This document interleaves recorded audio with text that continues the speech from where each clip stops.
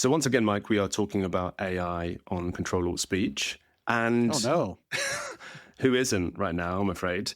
And the platform that we're going to be talking a bit about today is Hugging Face, which Oh, yes. many of our listeners will know about. The Hugging Face prompt is, I'm not sure if it's designed for us, but I'm gonna pose it to you and you can give me what you think. On the homepage of Hugging Face's website, it says, share your work with the world and build your machine learning profile. Oh, yes, because my machine learning profile is very big. Now, that's a fun one to try to respond to. I will say that I keep having conversations with people about productive uses of machine learning, AI, LLMs, and I am currently, as we speak, well, not like at this very second, but right before we recorded, been once again debating with people on the platform known as Blue Sky that yes, thank you. Machine learning, LLMs can be useful when used properly, but many people are using them poorly. So I will continue to share my work with where they are useful and when they are useful.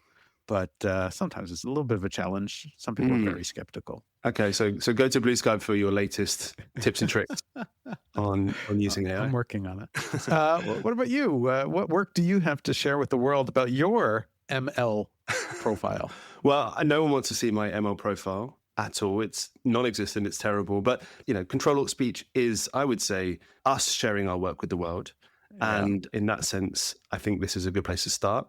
We've got a lot to get through, so let's crack on today.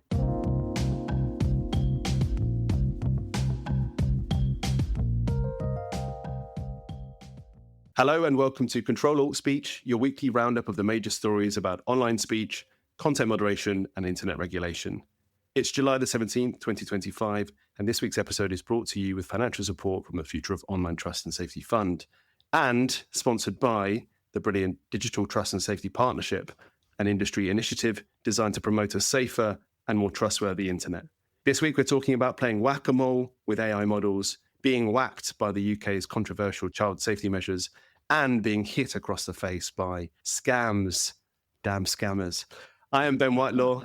I'm the founder and editor of Everything in Moderation, and I'm joined by an increasingly AI literate Mike Masnick, who probably has a Hugging Face account or is due to at any moment. I don't have a Hugging Face account, but I have been doing a lot of messing around with AI tools lately. I was very pleased in the last few days. I have been wrestling with a vibe coding tool for the last couple of weeks, trying to get one feature to work properly. Okay. On the tool that I built that I wrote about last month. I have this task management tool that I built.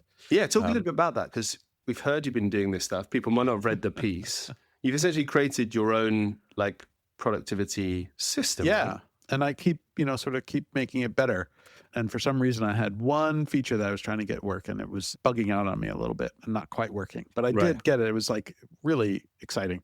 But yeah, I mean, I wrote this whole thing about it where I like the idea of being able to control and use my own tools and mold them to my needs specifically.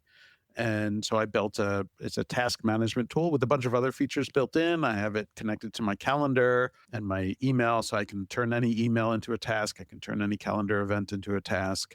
I have a bunch of other sort of features in it, and it just sort of manages my day now, and it's built exactly to my needs. And I played around with every productivity tool ever invented, and all of them sort of required me to shift my brain to act in the way that whoever created it thinks, which wasn't exactly the way that my brain thinks. And now I have a tool that sort of matches the way I think. And at least for me, I think it's made me a lot more productive. Yeah. I mean, my desktop is a kind of graveyard of productivity tools. Yeah. And, my browser just has that's where productivity tools go to die. I've just got them kind of stacked up one by one. I never use them. Yep. Has it made you more productive though? How do you know? Yeah, I don't know. I mean, I don't know for sure, but it is something that it has helped me sort of organize my day, and I found it useful. And so keeping track of stuff, my issue is always I'm working on a million things at once, as you well know, and it's stuff will sometimes fall through the cracks. And I think this tool is keeping me much, much more organized. Part of it is that it has a whole feature that sort of forces me to slow down and sort of plan out my day and look through what am I actually going to do today? And I have all these tasks out there, but which ones am I actually going to do today? And it sort of forces me to reflect on those things a little bit. So clever. When are you going to be launching your giant software company?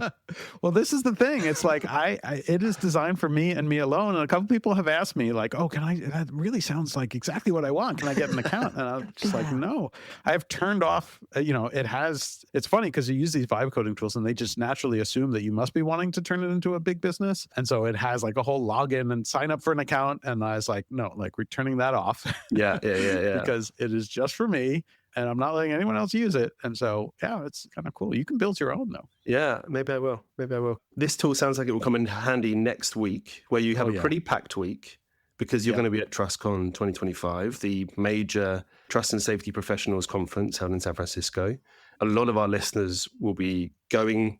Many folks will be traveling over the weekend. They might be listening to the podcast as they go. We hope people arrive safely and enjoy themselves. You will be doing a bunch of sessions, but most notably, the second Ctrl-Alt-Speech Live. Yes. So if you are listening to this and you will be at TrustCon, please come see Ctrl-Alt-Speech Live. It's the final session of TrustCon, just like it was last year. It's Wednesday at 4:00 in the Grand Ballroom A. It was a fun time last year, and it will be slightly less fun this year because, Ben, you will not be there. No. But I still promise it will be fun. We will have a really good time and a really good discussion. Yeah. And so I'm hoping we had a huge crowd last year, and hopefully we'll have a huge crowd this year as well. And it's a great way to close out your TrustCon. Indeed. I want it to go well. I want obviously you to nail the hosting, Mike, as you always do. But I also want folks to go along and heckle. Yes. to make it tricky. That's cruel, man. So, I'm split. I'll be honest. I'm split between wanting it to go incredibly well, but also we're going to be yelling, "You're not as good as Ben." Yeah, exactly. I mean, for people who aren't going to TrustCon and who don't have a ticket, do not worry. The recording will be on the feed next week. We will be putting that out as usual with a really great bonus chat, actually. So yes, it's all going to be, as last year, you'll be able to listen to it and hear the heckling and hear how well Mike does in my place. It's all good. There we go. Talking of bonus chats, we've got a really great bonus chat today with David Sullivan, the Exec Director of the Digital Trust and Safety Partnership. David tells us all about how their trust and safety framework has become an official international standard, what that means for trust and safety folks and companies who are interested in content moderation, and how it's going to be helpful for practitioners and regulators. So he's going to unpack all of that for us. He's actually doing a talk at TrustCon about this. So it's very much hot off the press, which is how we like it at Ctrl-Alt-Speech. That does mean we've got a lot to get through today, Mike. So yes, I might be chivvying us along more than usual.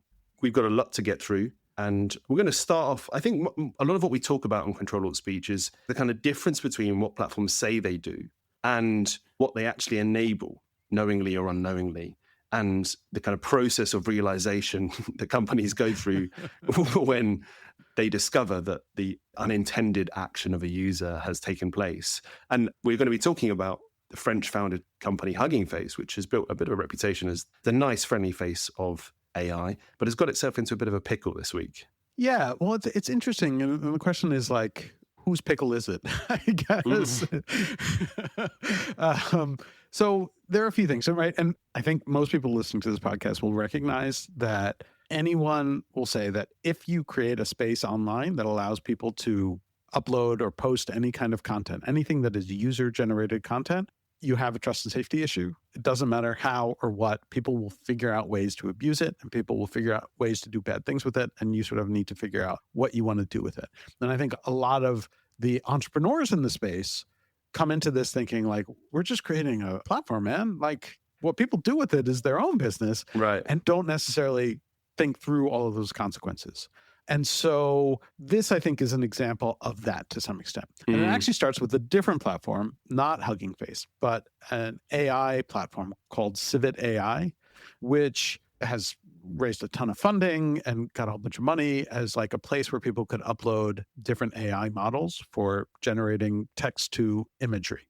And I think they raised money from Andreessen Horowitz, which is like the top of the top VC firms these days. But yeah, can I just say, like, when I came across Civet AI, maybe, I don't know, a few months ago, I thought it was civet as in the mammal, the kind of the animal. Right. And I was like, that's an interesting name for an AI company. And then I realized that actually it's CIVIT AI. Yes. And there is no, the founder doesn't have a strong connection to civets. They never owned a civet. If we that's don't even know. possible. I mean, but yeah, Yeah. Probably not. That's my sidebar. But anyways, so Civet AI was getting criticized reasonably for years now. I mean, they've been around for a few years, that a lot of the models that were being uploaded to their service were actually used for generating non-consensual adult imagery of real people. And so there are already all sorts of issues, and there have been for years, with what's known as NCII, non-consensual intimate imagery, which often was around people taking images of themselves, sending them to someone, and then having them get out or something like that. Now, the rise of AI generation tools, in particular image generation tools, unfortunately, in many ways, changed the game on that in terms of making it so that you could create fake such images, deep fakes, as we've said.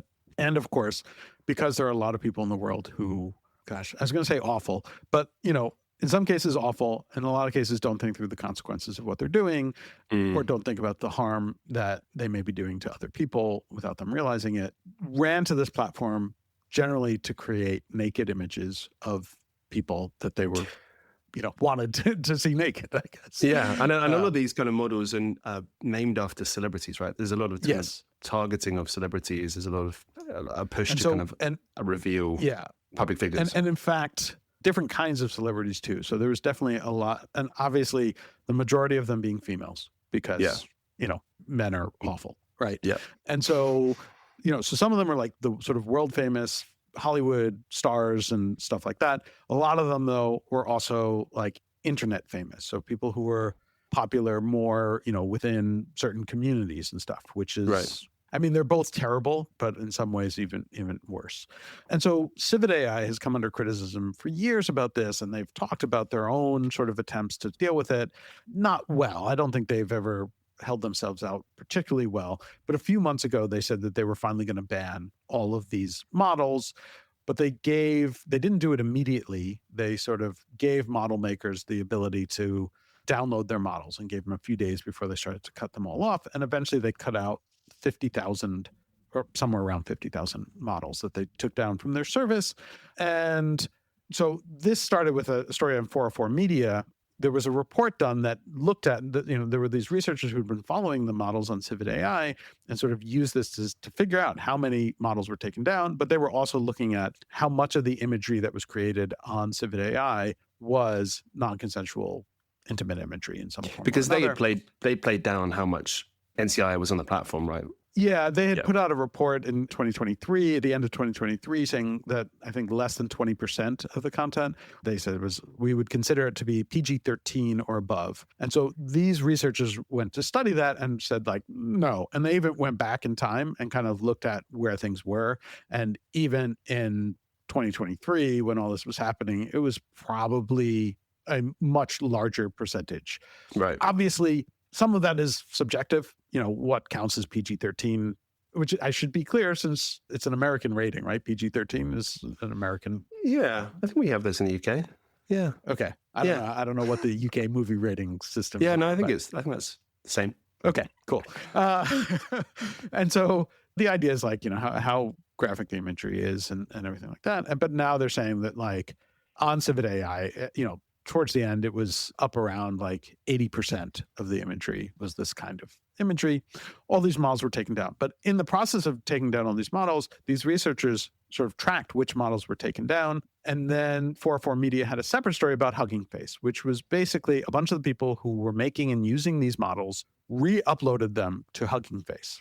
And so Hugging Face has about 5,000. So again, 50,000 were taken down from Civet AI, but about 1/10 of those have been re-uploaded to Hugging Face, because Hugging Face is also, it's different than Civet AI, but it's basically a repository for different AI models, LLM models, and people can download them. If you're familiar with GitHub, it's sort of like a GitHub for AI, and there's different things that you can do with it there, but it's a repository.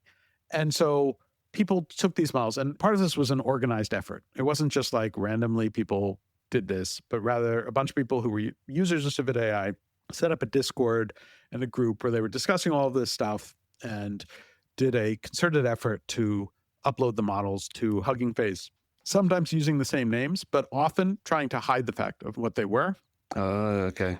And there's actually like somewhere, I think in their Discord or something, and this is again based on really good reporting from 404 Media, there's like a translation page where it's like, oh, if you're looking for a model that will produce naked images of this or that Hollywood star, go to this model, which is uploaded to Hugging Face under the name like test model or something benign, where it is not clear if you're just looking at Hugging Face.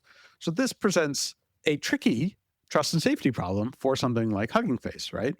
If you're just seeing the model being uploaded and it's just called like test model or something totally benign, how do you know that it's really a model that has been trained specifically to make non-consensual imagery of a particular person, a real person?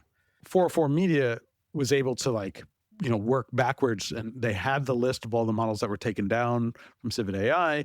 They had access to the Discord and were able to figure out how these models were up there.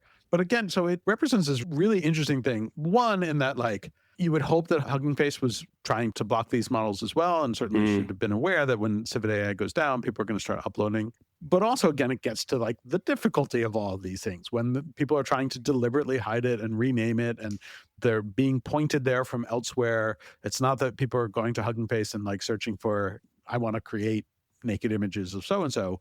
It becomes a somewhat more difficult problem, but it also sort of suggests the kind of whack-a-mole nature that we've seen with other kinds of content where, okay, this platform says, okay, this is no longer allowed here, and it goes away there, but it pops up somewhere else, often darker, often harder to control, often harder to follow and keep track of. It's the whole like dark web issue all over again that we've seen in other contexts. Yeah, and I want to pick up on that because the Civet AI CEO has previously talked about this exact thing, and that platform garnered a lot of users because other NSFW, not suitable for work, platforms, they changed their policies around what models were allowed, and so users flocked to Civet AI.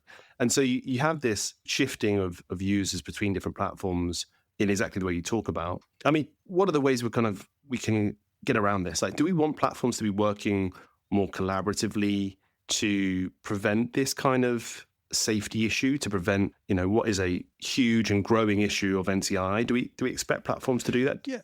I mean, it's tricky in lots of ways. And the 404 Media article, which again, like you can't praise those guys enough because they're so good, but they sort of raised the issue where it's like, this is difficult in all sorts of ways because there are times where it's like, it's okay to have models that will produce images of real people. And so they talk about like parody images or like protest images, for like creating images of like a politician. There's always, with all these things, there's an element of, is it the model that's the problem or is it the users that are the problem?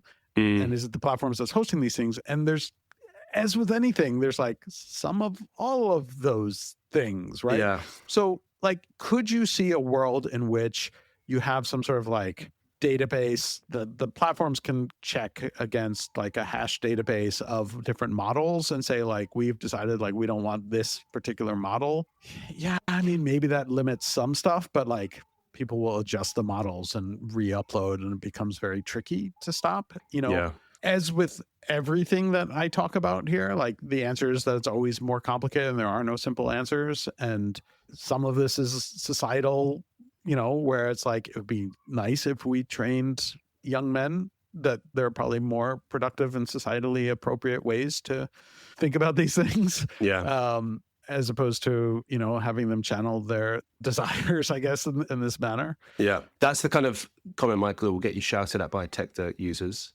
Because do you remember last week where you said that you suggested media literacy as a kind of long-term solution, and they came back and said, we don't have time. Do we have time to retrain men? I know that's another podcast. That's a different week. But it's a super interesting story, and there's lots to it. And I think this is something we will end up seeing in other ways. Like we will end up talking about the whack-a-mole. Yeah. And one thing too, and again, this is another point that the 404 Media raised, which I also think is important, is that like, it is often true that adult content leads the way in internet technologies, and that's not necessarily a bad thing. And nothing in this is suggesting that like adult content itself is inherently bad or problematic. There are places for that, and there are uses for that. The main issue here is the non-consensual aspect of it, which I think is something that we as a society have been learning more about and understanding more recently, because it's mostly a recent problem, not entirely. Like there are always stories going back for a long period of time, but it's something that more and more people are recognizing now as an issue. And as with any issue that sort of bubbles up recently, people are still sort of figuring out as a society how to deal with it and how to manage it. And we should be careful not to go too far and then turning that into something like all adult content must be banned, because there are efforts to do that as well. And so the arguments here are not in support of that, but rather the consent part is really what's key here. Yeah, for sure. I mean, it's interesting that, the idea of kind of AI models and NCIs as an emerging threat is only just kind of surfacing, really. I feel like we're really at the start of that. But pornography is something that's been around a long time, and that kind of leads us neatly into the next story. It's something that is still being regulated or sought to be regulated by governments around the world. And here in the UK, there is a big moment next week where some new codes that are designed to keep children safe will come into practice. So platforms will need to have adjusted their operations and will have to show Ofcom, the regulator, that it is abiding by these codes. I know all about this, Mike, because I spent my Sunday listening to the Ofcom CEO, Melanie Dawes, give an interview, talk about busman's holiday. That's how I spend my weekends at the moment. But it's a really interesting interview, and I think it's worth talking about today. You managed to watch it as well in the course of us prepping for today's podcast. But I want to give kind of listeners an overview of really who Melanie Dawes is, what she's about, and then we can go into what she said. So she is the CEO of Ofcom, as I mentioned. She's been around for 4 years in the role, and she was appearing on the BBC's kind of major political Sunday talk show, which is called The Sunday Show, run and presented by a woman called Laura Kuenssberg, very prominent UK political journalist. The thing I want to get across is that this is a show that's listened to, watched by a lot of people. I didn't have the numbers for this year, but it's back in 2023, it had 1.5 million viewers. So this is a big way that folks in the UK get their politics news. And the whole show was about online safety because of what's happening next week. Melanie Dawes was the main interviewee, and there was a panel of online safety experts as well. And she was asked by Laura Kuenssberg about what these new codes will mean and whether they will keep children safe, the way that I think lots of people want. There's a couple of things to this, which I'm keen to get your thoughts on. Her kind of performance and her responses, which I actually think were pretty good. And then there is the coverage by the BBC itself and some of the questions.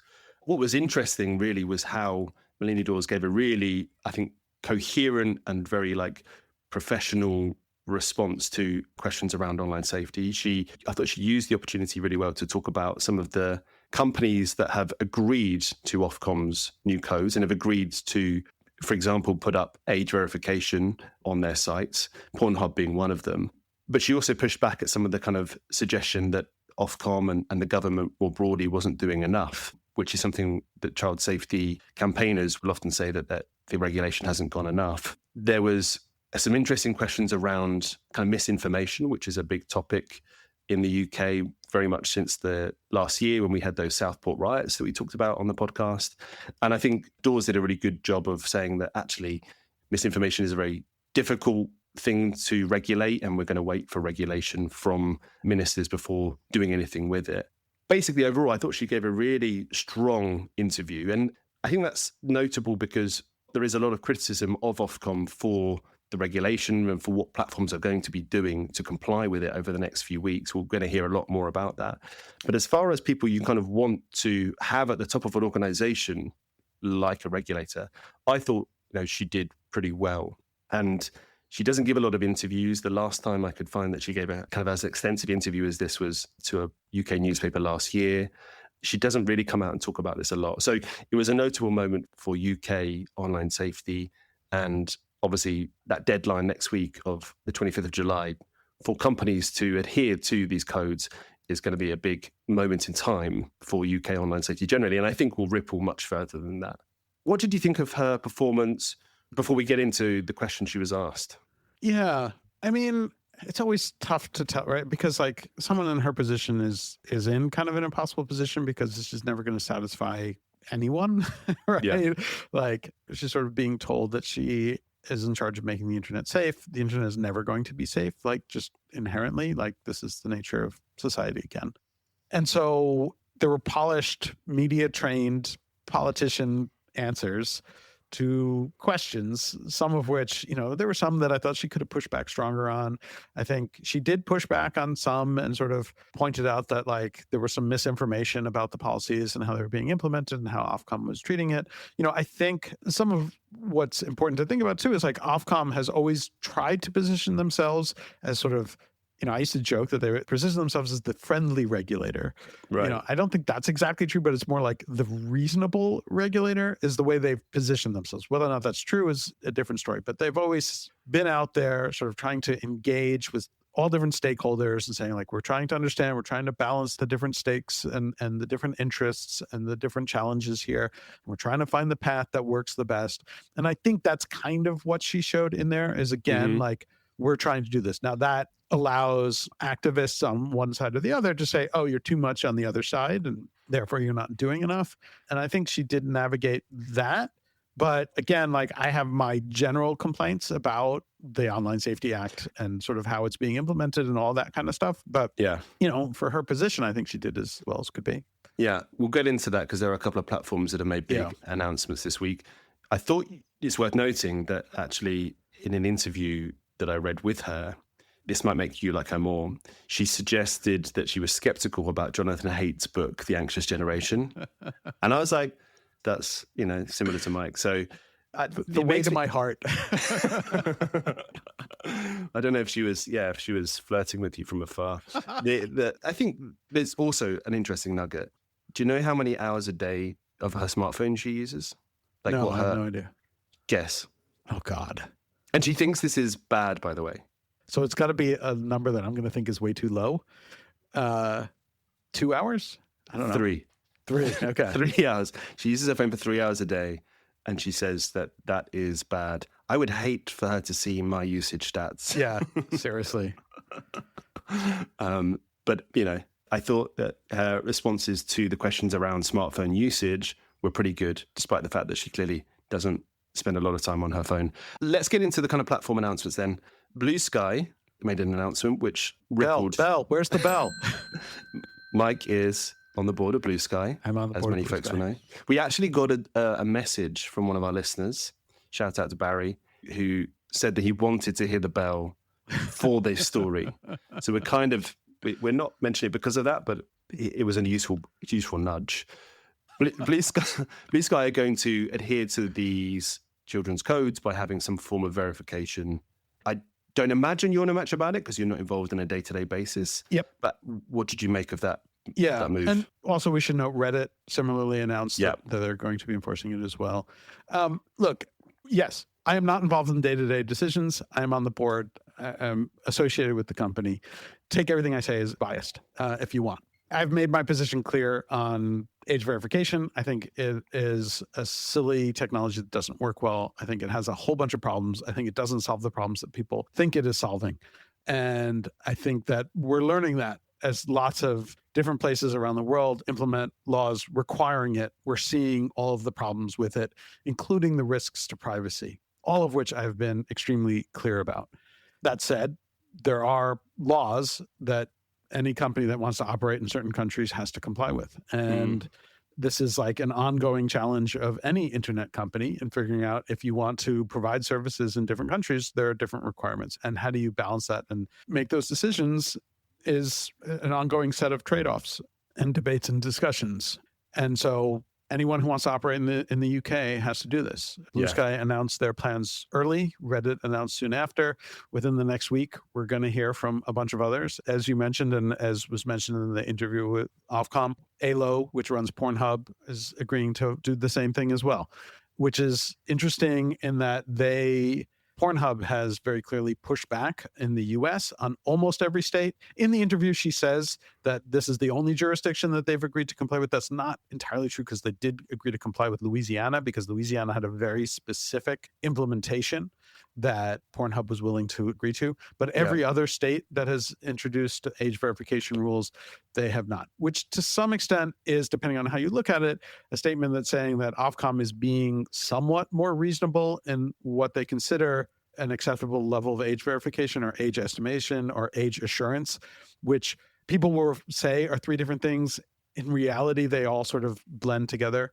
The element that is interesting about the UK approach, again, I am not approving of this, but the UK approach is effectively allowing companies to experiment and figure out what is most effective, while in theory, and again, I don't think there's a way to do this without causing some privacy risk that is the most privacy protective. And they're sort of willing to iterate and allow companies to iterate as that goes. That's better than many other places that are saying, like, you have to do this specific thing. You have to scan faces. You have to upload IDs or whatever it might be. Ofcom is allowing different companies to try different things. I think we're going to learn a lot from those experiments. Would I like it better if this was not a requirement, and that if Blue Sky had not put this in place? Probably. I think that would have been a better world. Yeah. But this is the world that we live in, and companies have to operate under the laws that they have.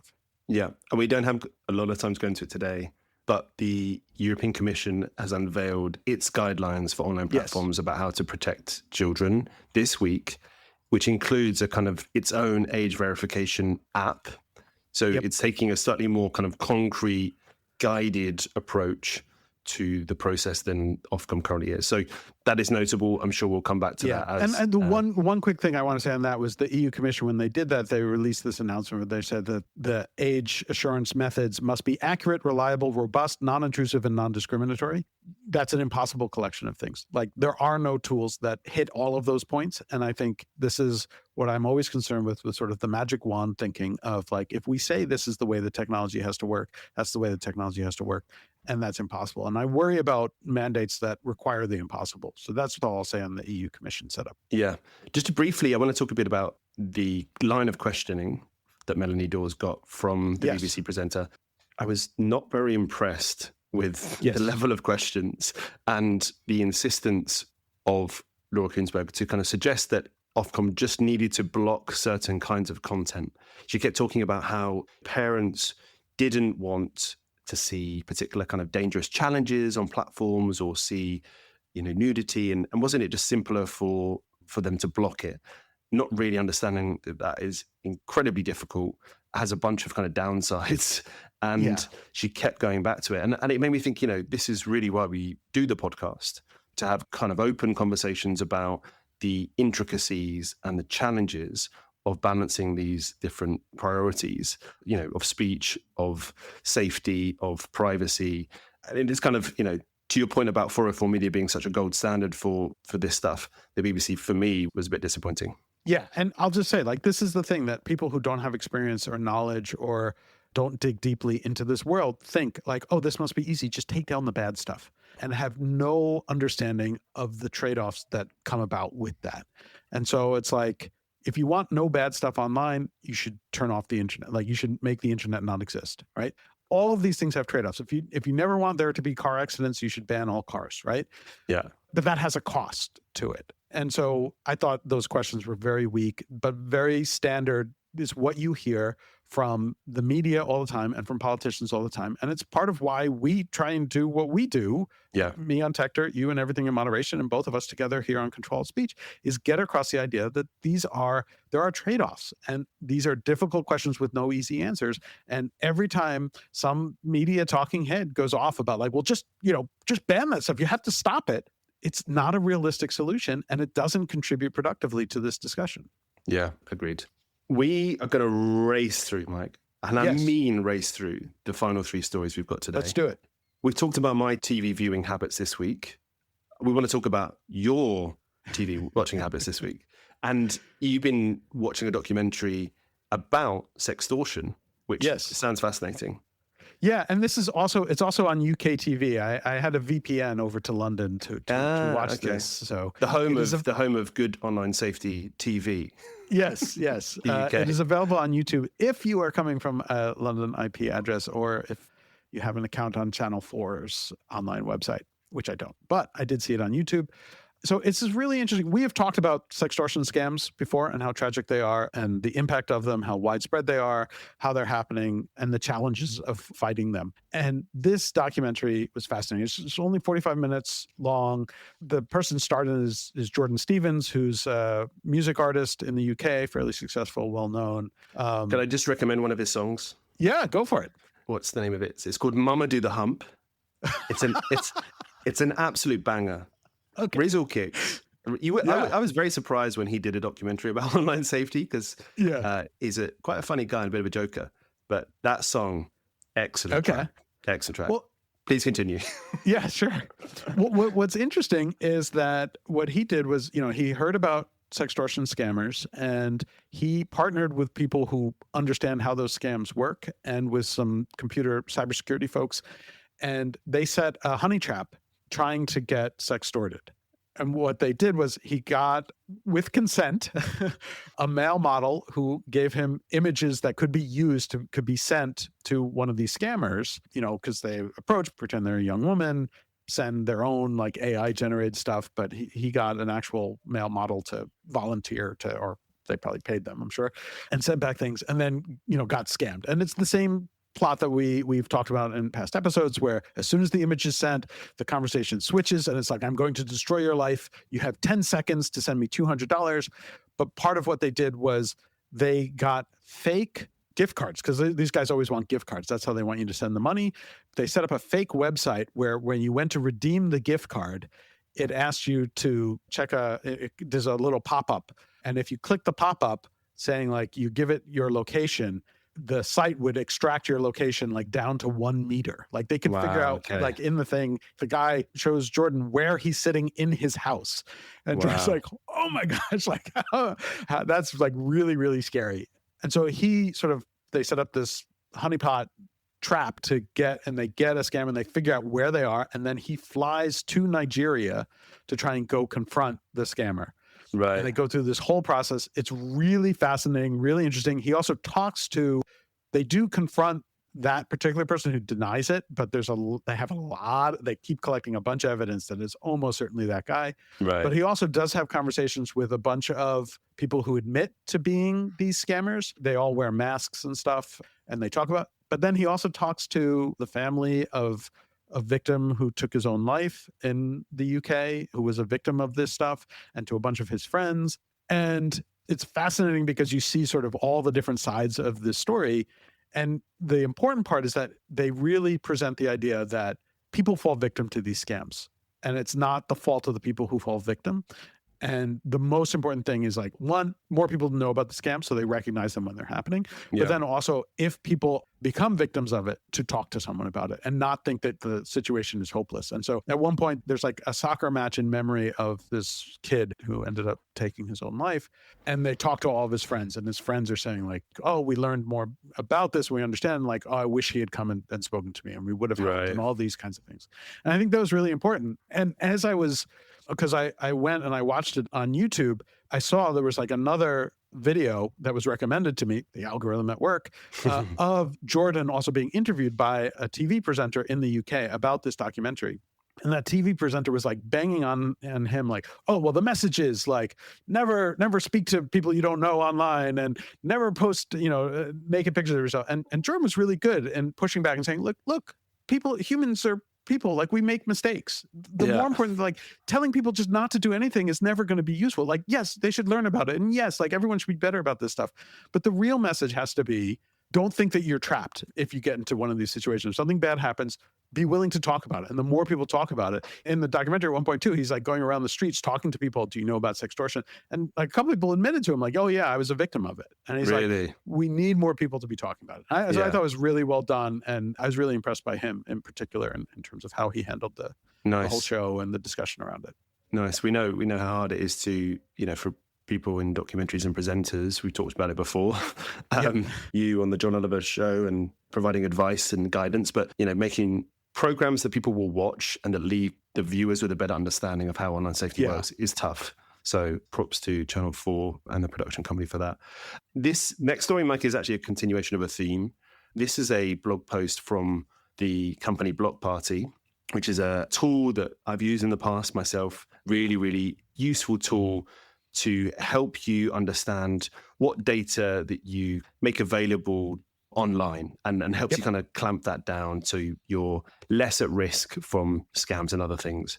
And it's a slightly tragic tale of the Block Party intern who was non-ironically, completely true, was herself scammed at the very start of her internship by some very, very clever scammers who targeted her and got her information, sent her an email, got her a phone number, and then essentially did one of the classic gift card scams. And the blog post kind of is a really honest and open explanation of how it worked. Basically, she admits that they took advantage of her wanting to make a really good impression at the company, of wanting to be seen as somebody who was helpful. And so when her boss, inverted commas, texted her to say, can you go out and get $5,000 worth of gift cards so that I can give them to the team? Please send pictures and receipts. She did it. And she spent 8 hours running around the city, pulling all these together, only to find that it was not her boss texting her. It was a scammer. And you mentioned there about the kind of need to talk about these things. I think this is a great example of that. Yeah. I also think I was probably very liable to do this back in my internship days, like anybody would be, right? And the fact that the scammers are targeting people in that moment is just what I find interesting. We sometimes think that scammers are targeting old people, folks with low IT literacy. No, these are smart young people who are being targeted at the moment where they feel somewhat vulnerable at the start of a new job or role, and getting them to do something which in other situations they would have cottoned on to. So again, great to be talking about this. We haven't got the intern's name, but Block Party for writing about this, I'm a big fan of. Yeah, and they were really clear. And in fact, I know that Tracy, the CEO and founder of Block Party, posted on social media where she said her gut reaction on finding out that this happened with the intern was like, oh my gosh, how could you do that? How could you be so stupid? But then realizing no, this happens. And I think this is important, and it ties into our previous story as well.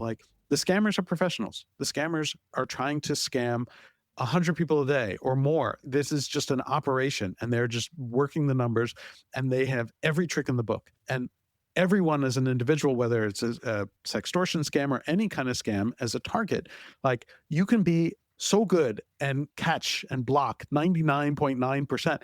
If you fail once, it can be hugely destructive. But the problem is that there's this stigma attached to it that if you fall for one of these scams, you must be stupid. And then you won't talk about it. You won't tell people. And often that's where we get to the situations of people dying by suicide. Yeah. Because they feel hopeless and they feel like, oh my gosh, how could I have been so stupid? And I think we need to, this is why this post was so great. We need to normalize the idea that no, you're a victim here. Right? Yeah. It's not because you were stupid. It's because you were targeted by someone who's a professional. And all they do all day is try and figure out how to work on people's minds and trick them into doing these things. It is not the fault of anyone who falls for these things. And we really need to destigmatize the idea of falling for a scam is because you're stupid. Everyone can. There are tons of people. There are PhDs, there are professors, all people fall for these scams. That's how it works. Everyone will fall for a scam at some point. Yeah, agreed. And much like, real life crimes, you don't turn around and criticize people for being stupid. Right. If you get robbed or you provide them sympathy, that's very much the same approach we should take, I think, with scams. So a couple of really great public messages, I think, for people who might have been victim of scams or who know people that have been. Let's round up today, Mike, with a little announcement that Wikipedia have made for a tool that they've created. This is very cool. I didn't know much about this idea of the Wikipedia test, but they have taken an idea, which you're going to tell us a bit more about, and developed it into a kind of public policy tool that folks can use essentially to check whether regulation, like the Online Safety Act here in the UK, whether that would harm a site like Wikipedia, which is kind of a byword for, openness and privacy respecting technology and knowledge sharing, which is one of the best parts of the internet as far as I'm concerned. So this Wikipedia test is a set of questions that force public policy experts to think through, am I doing something here that is unintended or that's going to harm users in ways I didn't think? You have a bit more of the background, I hear. Yeah. So, I mean, this came out of discussions that have been happening among a bunch of people for years now, which was this recognition that almost all of the internet policies, including the ones we were talking about today, were almost all written with just a few companies in mind. Facebook, Meta, Google, Twitter, YouTube, that's what everyone is thinking about. But the internet is much bigger than that. And if we regulate the internet, if it were just these big companies, then that's all you're going to be left with. And all these other platforms are going to have trouble. So a while back, somebody had come up with this idea of the Wikipedia test, saying test every regulation against Wikipedia. Now, I had taken that and run with it and wrote a post basically saying it should actually go beyond just Wikipedia, and said we should have a test suite of websites that any regulation that you have that touches the internet, you should run down this list of websites and say, how will it impact them? And so it included Wikipedia, it included things like GitHub, but it also included small forums, like a knitting forum or Right. a music forum or different things like that. And I included TechDirt in the list. How would this law impact each of these? And we've seen a lot of them kind of fall foul of regulation, right? We've talked a bit about that on the podcast before. So is this Wikipedia test kind of the outcome of those conversations? Yeah, so it's part of it. I mean, Wikipedia sort of took that and ran with it. And in their LinkedIn post about it, they thanked me and some others. What Wikipedia did here, which I think was really good, was then they took that and said, well, what questions, it's one thing to have that test suite. Then the question is what questions should you ask to judge whether or not this law will have a negative impact? And so I think it's really great. The one thing I will say, the reason I had always said it should be more than just Wikipedia is because we've seen some regulatory bodies already sort of write Wikipedia out. When Wikipedia raises this issue, they'll say, okay, it doesn't apply to nonprofits, right? That's the easy way out, but that still captures a bunch of things. So I do like this. I think we should look to apply this to a wider group of sites beyond just Wikipedia, but it's great that Wikipedia is doing this as well. And I imagine this is in part because of the ongoing in the background conversation that is happening between Wikipedia and Ofcom, where Wikipedia is pushing back against the categorization that it has been given and basically suggested that because of the Online Safety Act, it's going to be difficult to operate in the way that it has always done with volunteer moderators that follow certain procedures. So it feels like this is an ongoing conversation between regulators and platforms in a sense. And great to see this as a new resource. Be fascinating to see if other platforms apply it. Yeah. Look forward to seeing more.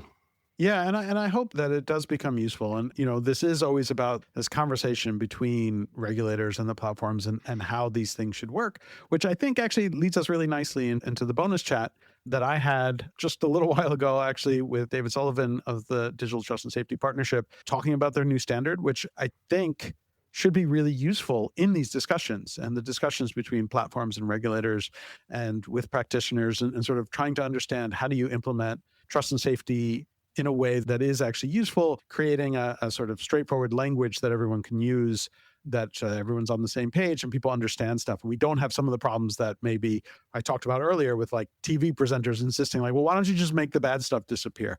These are serious issues that you need to have serious, nuanced conversations about. And I think, as you'll hear in my conversation with David, I think that this new standard helps, move us forward along that path of being able to have serious, thoughtful, nuanced conversations about how do you make online spaces safe.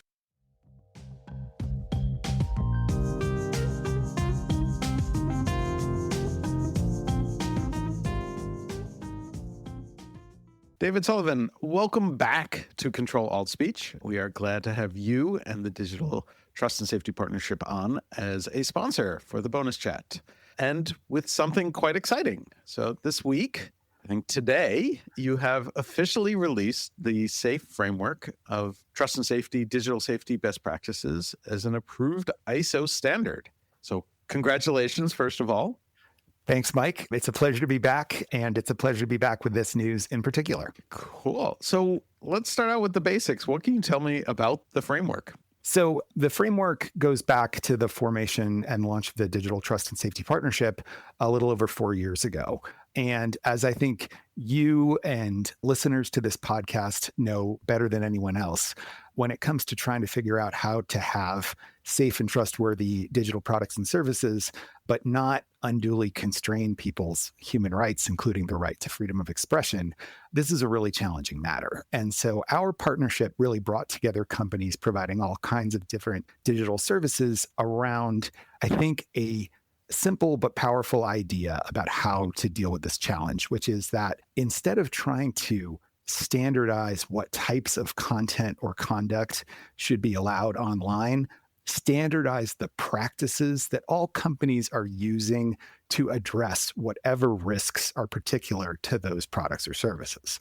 So rather than saying, hey, this is trying to get companies to agree on what types of, content should be promoted or demoted on their sites, or, try to agree on definitions of really contested things like hate speech or what have you. The idea is that all the companies are more or less using the same types of practices as part of their trust and safety operations.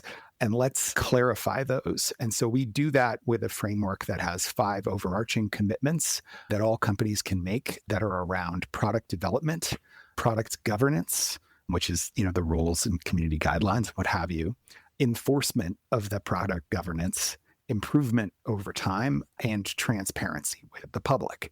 So that's the framework. And we've built that out also to include a way of assessing how companies are implementing those practices. And all of this is, I think, aimed to be scalable and proportionate so that companies can align with these best practices without expecting, small startups to do the same things that a big company like Meta or Microsoft is doing. So that's the framework. And it's been publicly available in full for more than a year, but it's now been published by the International Organization for Standardization and the International Electrotechnical Commission as a capital S international standard. And so what does it mean for it to be a capital S standard, both practically and I think philosophically? Why is that important? So practically, what it means is that in a vote by national standards bodies, and I can talk more about this if we like, that happened earlier this year, you had national standards bodies from around the world decisively approve this to be a standard from the committee that's responsible for information technology standards within ISO and IEC.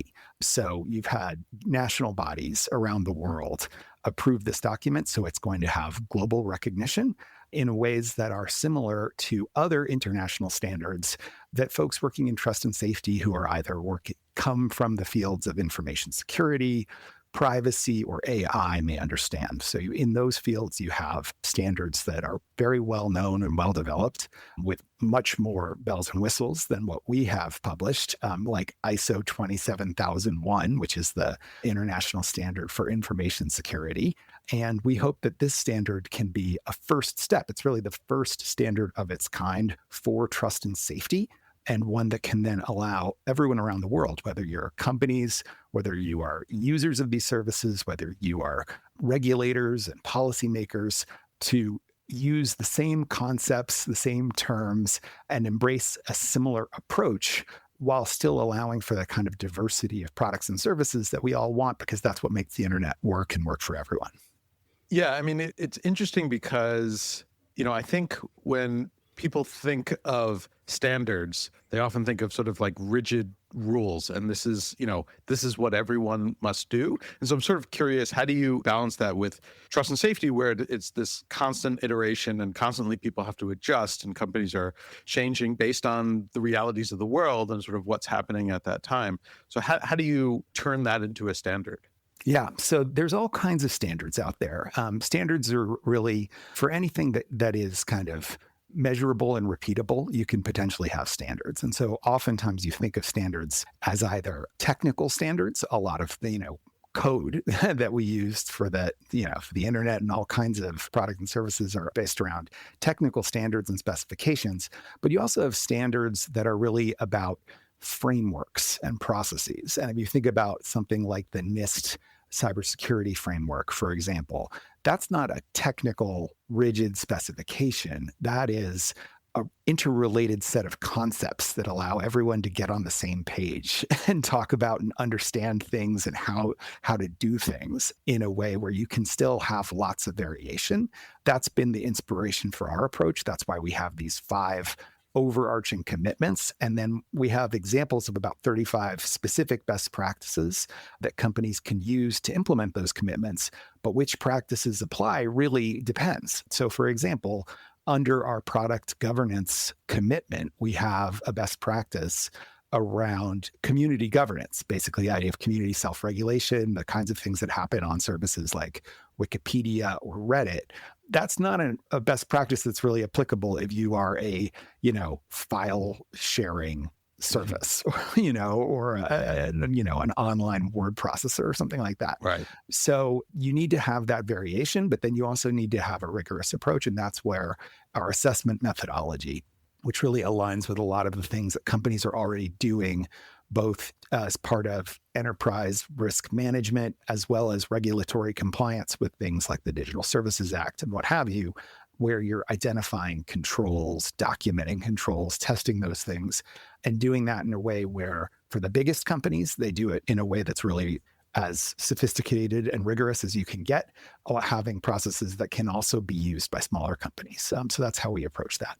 I mean, is part of the effort here kind of a recognition that historically a lot of internet companies kind of had to keep reinventing the wheel every time, like new company would come along and sort of suddenly discover that they have to have some sort of safety practices in place and sort of making it up along the fly or kind of guessing what other companies were doing? Is this sort of a response to that? Hiring people from other companies and having them. And yes, so I think, and I was not present for the formation of DTSP. I came along as the first executive director after the organization launched. But I think that there was a question when the companies came together to write up this framework about, are we all doing the same thing? And the answer was yes, more or less. There's differences, and there's big differences in the way that different trust and safety teams are structured, depending on the size of companies and how they approach this stuff. But ultimately, people are doing the same thing. And our goal, I think, really is for those 5 commitments to be kind of exhaustive, that everything in trust and safety can fall into those 5 buckets. But underneath that is really up to the companies and depends on what type of product or service. And that's similar, like I said, to other types of international standards that are out there. This is not reinventing the wheel. There are a lot of standards that are really about concepts and guidelines and terminology. That's also one thing I wanted to specifically highlight, is that all international standards follow a common format. They have a scope, which is what is in the standard and what isn't in the standard. Mm-hmm. And then they have terms and definitions. Most international standards you have to pay for. You have to pay for an individual license from ISO, and you have to pay oftentimes a couple hundred Swiss francs in order to download an individual end user license for the standard. Through the process by which our standard was approved, because we make the standard available on our website at no charge, the standard is also available from ISO at no charge. So that's unlike a lot of standards that are out there in the world, which will hopefully make this more accessible and usable by everyone. But also on the ISO website, they have something called the online browsing platform, where you can browse all of the international standards in the world and look for things like terms and definitions. And all of those are freely available through their platform.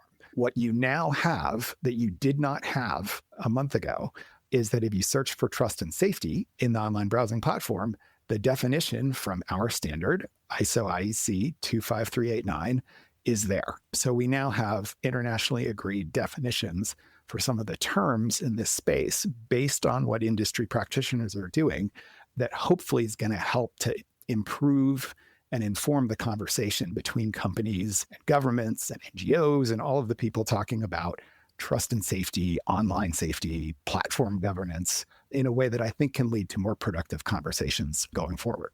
Yeah, I mean, I think that's great. I think that is part of, there's been so much effort over the last half decade to like recognize that some sort of standardization is important. Just the language, even the term trust and safety, that was sort of only, I think, really sort of agreed to generally in the last 5 years, maybe. So it's really, really interesting. Just to close it out, For people listening to this, obviously people who listen to this are interested in online speech and trust and safety. What's the main thing that you hope that they get out of looking at the standard? So the first thing is that, this is, I think, a way to respond to this market need for some sort of standardization without the kinds of measures that really could constrain, both the variety of internet services are out there and the different ways that people can use them to express themselves and organize and live their lives online. So hopefully that, is the kind of bottom line, that any company can use this really internally to benchmark their practices, to see how they're doing, to use this as part of regulatory compliance. You have companies who are members of DTSP who have been using this as part of their risk assessments for the Digital Services Act. You have companies that are not members of DTSP who have also used this as part of their risk assessments. It's also something that's been recognized by some of the other online safety regimes around the world, like Australia. But it's also something that can be done purely voluntarily because, hey, you might be saying inside a company, we want to know how we're doing. And this is a way of kind of benchmarking what you're doing and aligning with others in industry to take this forward. The other thing is that companies can join our partnership and help to shape the future of this standard. So all international standards need to be reviewed every 5 years. In our case, we're planning to do that review a lot sooner than this because we've been thinking for a little while, hey, the landscape has changed in trust and safety since our best practices originally launched almost 4 years ago. The role of AI in trust and safety operations, for example, has changed a lot. We may need to add some best practices to think about that. And so we have been planning to do that with sort of broad stakeholder engagement, public input opportunities. And we will be doing that going forward in the near future. But for specifically companies that have some kind of service where they're doing trust and safety, come on in and help us make sure that these standards are applicable and useful to you. So that's really, I think, one of the key messages here. Great.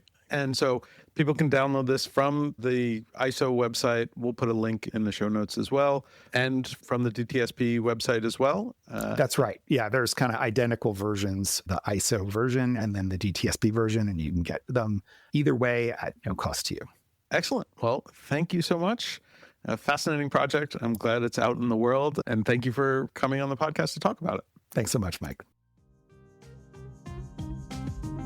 Thanks for listening to Ctrl-Alt-Speech. Subscribe now to get our weekly episodes as soon as they're released. If your company or organization is interested in sponsoring the podcast, contact us by visiting Ctrl-Alt-Speech.com. That's Ctrl-Alt-Speech.com. This podcast is produced with financial support from the Future of Online Trust and Safety Fund, a fiscally sponsored multi-donor fund at global impact that supports charitable activities to build a more robust, capable, and inclusive trust and safety ecosystem.